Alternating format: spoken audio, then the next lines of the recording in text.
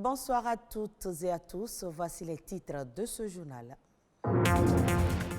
Merci, un mot de gratitude et de reconnaissance ce 11 janvier. C'est la journée mondiale du merci.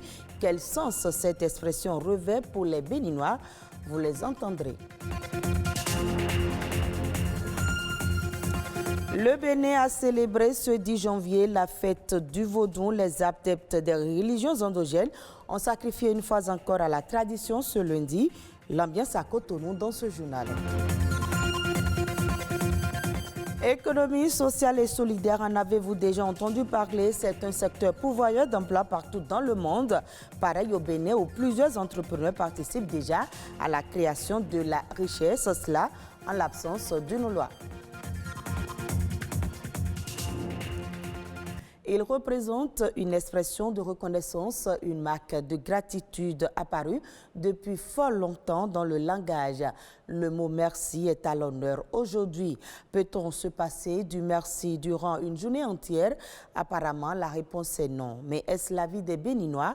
Une équipe de notre rédaction a promené son micro pour savoir quelle importance ils accordent à ce mot. Voici les propos recueillis par Fleury Devonou et Françoise Insou.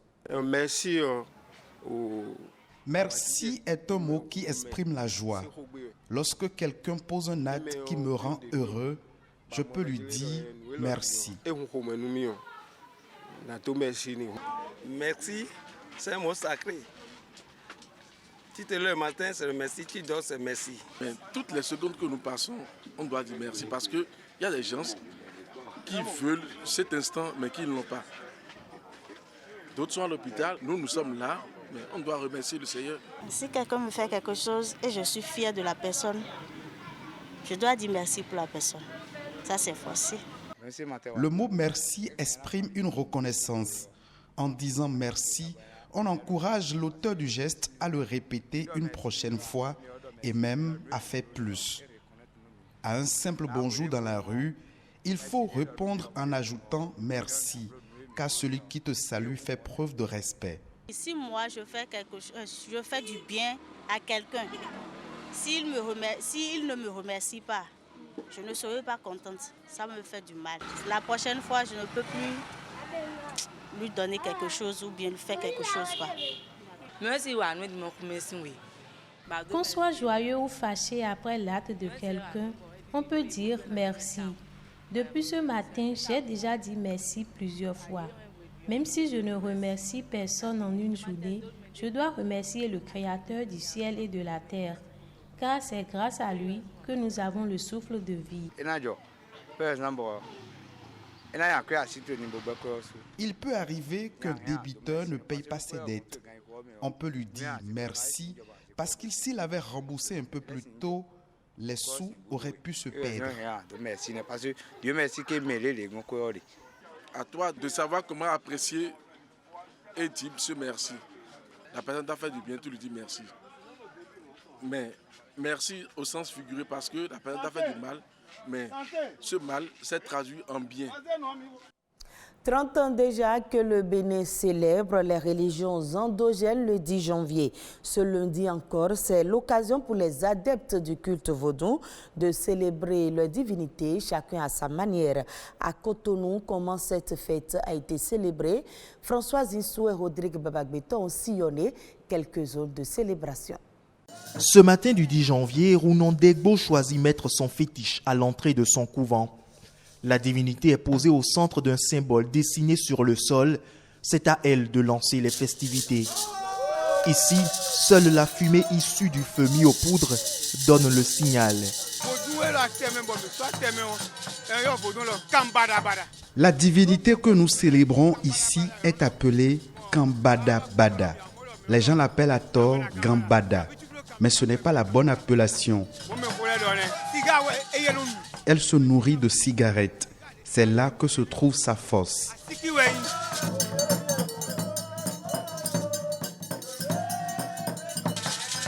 Ce 10 janvier, les divinités sont à l'honneur. Cette fête, il faut la commémorer aussi en faisant des prières au nom de la nation. Des prières pour la paix dans le pays sont aussi faites sur ce site. Ici, les Egungun sont le centre des attractions. Les revenants qui sont là, c'est la réincarnation des parents qui nous ont quittés. Et ils nous apportent le message de paix. Tout ce que nous avons fait au couvent, c'est positif. Et je crois que l'an 2022, c'est une année de paix, de développement et de joie. On est venu ici aujourd'hui pour apporter notre petite pierre à l'édifice. 10 janvier, c'est la fête des religions endogènes. Quoique dans les années à venir, on ne pourra plus parler de culture sans parler du Bénin dans la sous-région et dans le monde. Le message fort à retenir de cette fête-là et de l'intention de cette tête couronnée et de cette dignitaire de couvent n'est ni plus ni moins un message de paix. Un spectacle du genre attire du monde et peut être un foyer de contamination. Pour cela, les agents de la direction départementale de la santé veillent au grain. Nous avons amené du gel hydroalcoolique. On distribue déjà à l'arrivée qu'il y a plusieurs équipes organisées zone sanitaire par zone sanitaire. Dans ce couvent de Tronkpetoleka à Lafia, le calme plat est apparent ce 10 janvier. Un calme bien trompeur. Nous avions déjà fait une grande réjouissance hier. La fête était vraiment belle.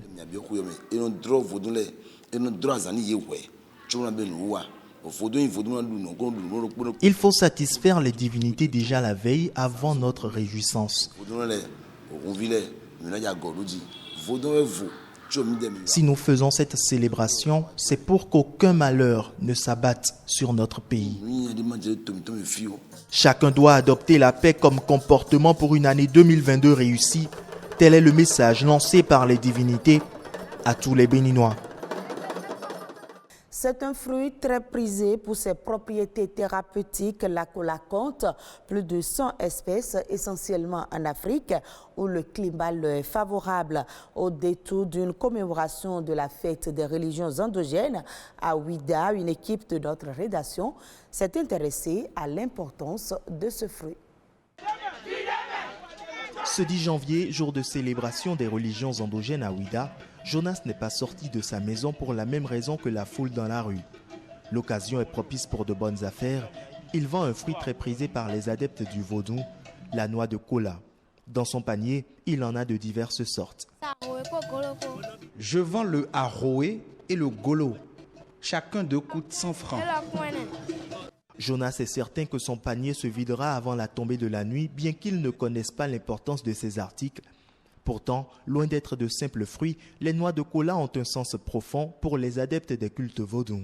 Les plus utilisés sont le petit cola, communément appelé aroé, la cola à 5 tranches, appelée vie, et le golo, appellation commune pour la cola à 2 ou 3 tranches.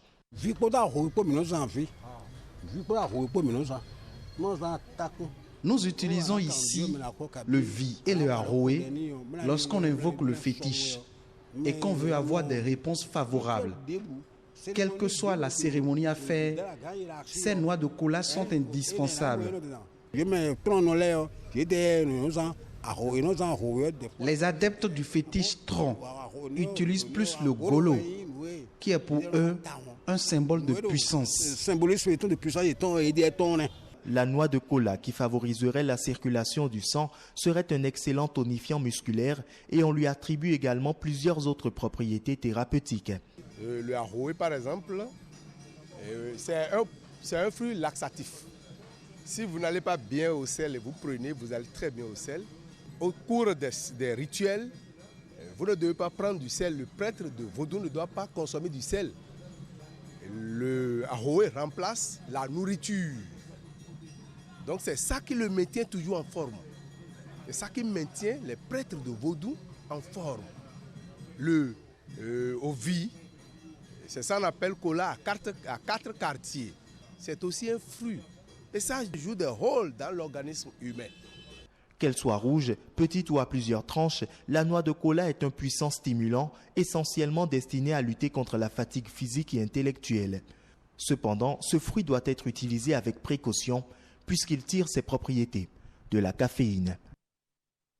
Et on change de registre, coopérative, mutuelle ou association. Ce sont là les acteurs de l'économie sociale et solidaire. En France, ce secteur représente 14% de l'emploi salarié privé et génère 10% du PIB. Mais qu'en est-il au Bénin? Existe-t-il une loi qui réglemente ce secteur? Explication avec un spécialiste de l'économie sociale et solidaire. L'économie sociale et solidaire regroupe des organisations telles que les associations, les coopératives, les fondations et les mutuelles. C'est un ensemble d'activités économiques à utilité sociale pour construire une nouvelle manière de faire et de vivre l'économie à travers l'entrepreneuriat collectif et les entreprises sociales. Il y a 3 principes. Il s'agit alors de la lucrativité limitée. Cela ne veut pas dire qu'une entreprise de l'économie sociale et solidaire n'est pas lucrative, mais une lucrativité réglementée. Le principe démocratique, une personne, une voix. Ce n'est pas parce que l'autre a apporté 10% dans la part sociale et l'autre 5% que leur voix ne soit pas égale. Non, dans l'économie sociale et solidaire, on prône une gouvernance démocratique. Et 3e principe, c'est le principe de réserve impartageable, l'obligation de constituer une réserve impartageable. Au Bénin, il n'existe pas encore une loi qui définit, qui régit l'économie sociale et solidaire. Le Sénégal est déjà très avancé dans l'économie sociale et solidaire. Une loi est en cours d'être adoptée au Sénégal. En France, n'en parlons pas. En France, aujourd'hui, c'est plus de 2 millions d'emplois qui ont été créés par l'économie sociale et solidaire. Ça, c'est une statistique de 2014. Et plus de 200 000 entreprises de l'économie sociale et solidaire en France. Vous voyez donc, l'importance de cette économie n'est pas négligeable. Mais pour pouvoir maximiser et pour que désormais il y ait des rapports et accompagner aussi surtout ces entreprises solidaires, il faut une loi qui puisse organiser, recadrer un peu tout ça. L'actualité à l'international, c'est dans Eco Inter, réalisé et présenté par Patrick Adjagojo.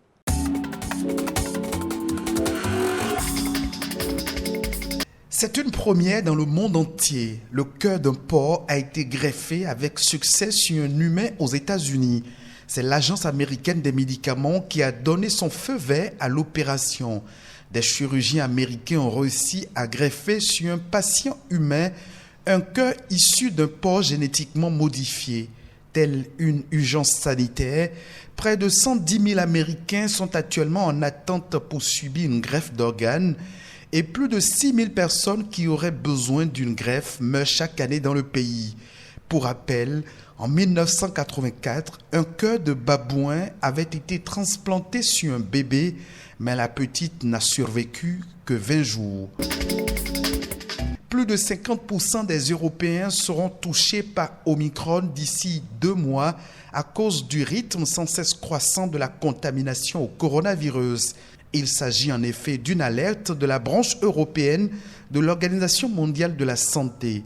À ce rythme, Omicron, ce variant du Covid-19 très contagieux, présente des mutations lui permettant d'adhérer plus facilement aux cellules humaines et pouvant infecter même les personnes qui ont été préalablement vaccinées. La région, qui compte 53 pays et s'étend jusqu'en Asie centrale, a enregistré plus de 7 millions de nouveaux cas de Covid-19 au cours de la première semaine de l'année 2022. En outre, selon les données de l'OMS, 26 pays ont déjà signalé que plus de 1% de leur population était positive au Covid-19 grâce à Omicron. Enfin, pour finir, la fécondité tardive bat des records en France.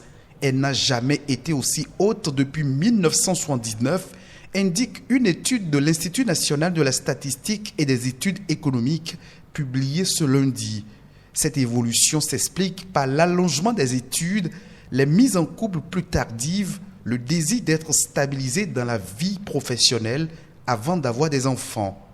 Plus les couples commencent à faire des enfants plus tard, plus la probabilité augmente que les derniers de la fratrie naissent lorsque leur maman est déjà quadragénaire.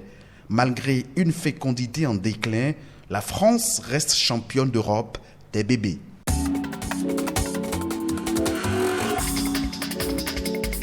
voilà qui vient mettre un thème à ce journal que vous pouvez suivre également sur le site de l'OACTB, www.oactb.bj. Merci à vous de nous avoir suivis et très bonne suite des programmes de BB24.